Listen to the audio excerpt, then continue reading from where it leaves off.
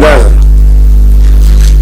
Nisy ny andia miaramila ny OAPF izay nitronony tondra fiavana vitsivitsy natosiky ny mpanao politika nitady anakodana ny tany sy ny firenena.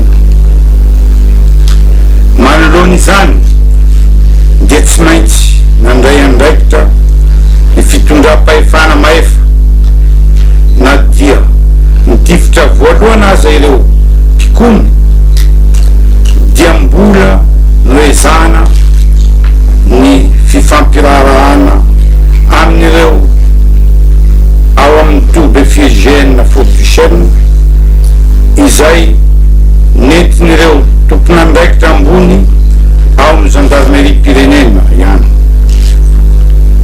Tsy nanaiky izany anefa ireo pioko ka tsy maintsy mandray ny andraikiny ny fitondram-panjakana maefa.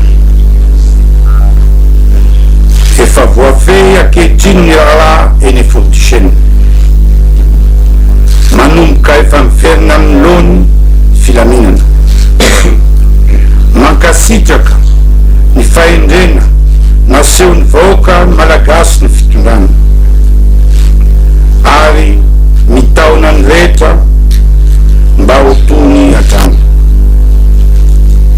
Miara-miory ihany koa indrindrindrindra amin'ny fianakavian'ny maty ary maniry fahasitranana aingana ho an'ireo naratra.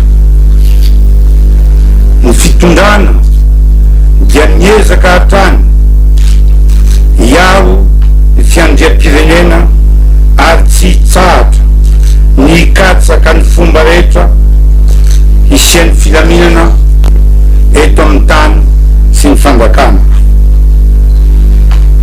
Nisy ny ainana foy, nisy koa ny naratra ary tsy maintsy hisy ny fanadiadiana ary tsy maintsy misy koa ny fisamborana sy ny fanasazina.